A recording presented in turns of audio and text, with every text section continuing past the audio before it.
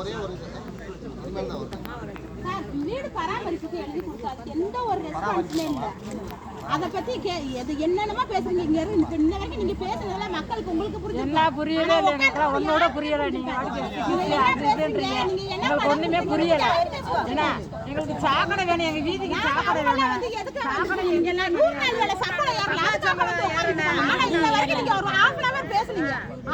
பேசுனது உங்களுக்குள்ளதான் புரியும் ஒழியா மக்களுக்கு புரியாது. நீங்க இந்த வரைக்கும் என்ன கணக்கு கொடுத்தீங்க, எதுக்கு பேசுனீங்க, என்ன வச்சீங்கன்னு எங்களுக்கு தெரியாது. எங்களுக்கு தெரியாது. வீடு கட்டி 15 வருஷம் ஆயிடுச்சு. வீடு கட்டி 15 வருஷம் ஆச்சு. எங்க வீடுலாம் நீங்க வாட்டுக்கு புரியல வரவே இல்ல. கேட்டா வீடு கட்டிட்டு வருது. அனுப்புவாங்க அங்க இருந்து யூனியன் ஆபீஸ்ல இருந்து.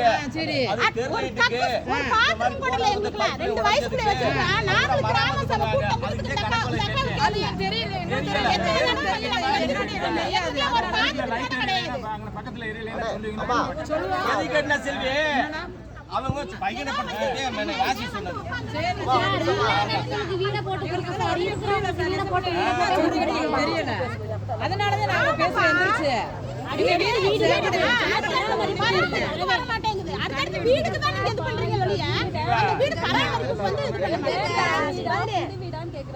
எங்க வீட்ல கட்டி 15 வருஷம் ஆயிருச்சு.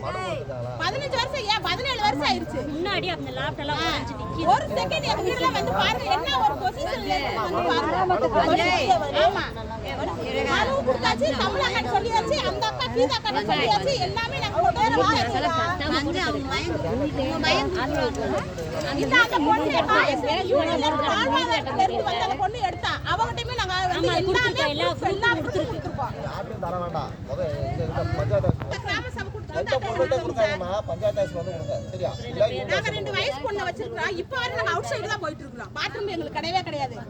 கேட்டா அதுல வந்து நாங்க வந்து நீங்க வீடு கட்டுனீங்க, தொகுப்பு வீடு கட்டுனீங்க, உங்களுக்கு பாத்ரூம் அதுல வந்துருச்சு, பில் எல்லாம் நீங்க எடுத்துங்க. நாங்க 5 பைசா பில்லு வாங்க கிடையாது. எங்க கூப்பிட்டாலும் நாங்க வந்து சொல்லுவோம். யூனியனுக்கு வந்து கேட்டாலும் நாங்க சொல்லுவோம். 15 வருஷத்துக்கு முன்னாடி கட்டின வீடு. அப்புறம் வந்து எந்த ஒரு யூனியன்ல இருந்து எந்த ஒரு இது வந்தாலும் ஆர்சி தெருவுக்கு எதுவுமே தெரிய மாட்டேங்குது.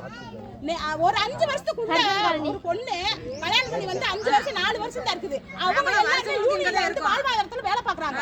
நாங்க 20 வருஷம் வேலை பாக்குறாங்க. இதுவரை எங்களுக்கு ஒரு எந்த வருஷமே தெரியாது. நாங்களா படிக்கலையா? எங்களுக்கு தெரியாதா? ஆர்சி தெருவுக்கு மட்டும் ஏன் சொல்ல மாட்டீங்க? அந்த பொண்ணு 5 பேர் வாழ்வாதாரத்துல வேலை பாக்குறாங்க. யூனியன்ல வேலை பாக்குறாங்க. ஒரே தெருவுல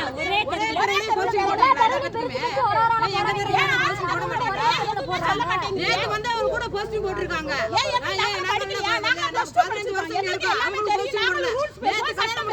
போஸ்டிங்ல இருக்காங்க. ஏன்னா வாழ்வாதாரத்துல இருக்காங்க. வீட்டுக்கு போறாங்க, நாங்கெல்லாம் பண்ண மாட்டோமா?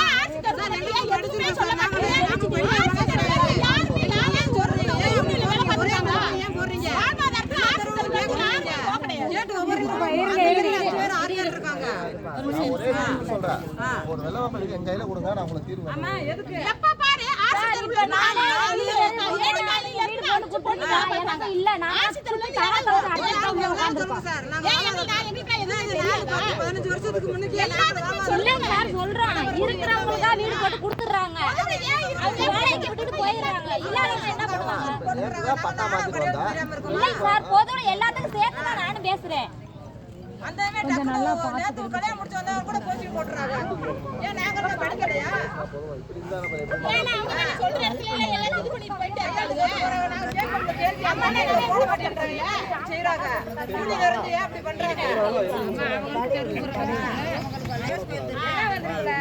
பண்ண மாட்டாங்க.